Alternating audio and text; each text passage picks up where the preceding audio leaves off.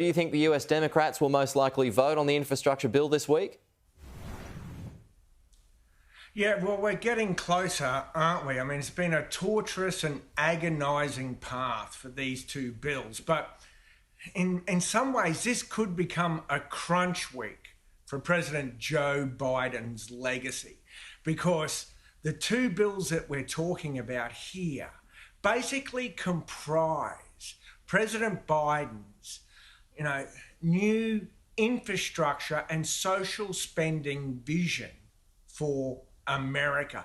And so in many ways, he really needs to get a deal done, even if it's less than what he'd hoped for.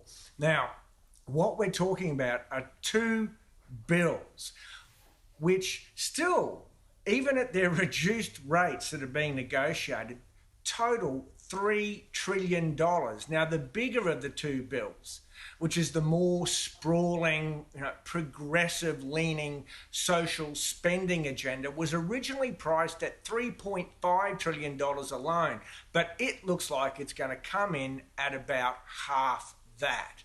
So what we've seen here is the real push and pull, the struggle within the Democratic Party playing out, because both President Biden's vision and the progressives' agenda have been forced to answer to two moderate Democrats in the Senate.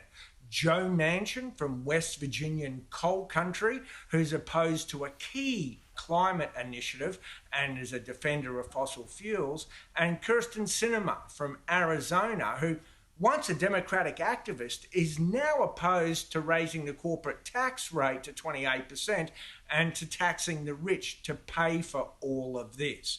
And look, there's going to be winners and losers in all these machinations, and it's going to be incumbent on President Biden to handle that and to accommodate those who felt they've been left out.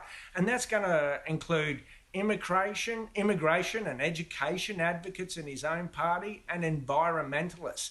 And he's going to have to temper their disappointment as he takes this whole package, if he can get it passed this week, before he heads to Europe and the climate conference leading in to the midterms next year. I mean, this is a big week for the Biden administration. So is there a chance that the Republicans roll this back if, as expected, the midterms go in their favour, Michael? Yeah, well, look, it's hard to speculate about any party after 2022, particularly the Republican Party, but you would think that they would target key elements of these packages. But I'll caveat that by saying, by and large, even the biggest package here that's been driven mostly by the progressives has pretty broad support amongst the American people. Look, the hard infrastructure package, which is about $1.2 trillion, speaks to what everyone here in America can see. The roads and the bridges are crumbling, the ports need help, airports need renovation, and things like preschool support, things like a child tax subsidy, things like subsidies for childcare are enormously popular. And President Biden thinks he can capitalise on the public's desire to see changes here to push this through. So how much the Republicans would wind back is a great question.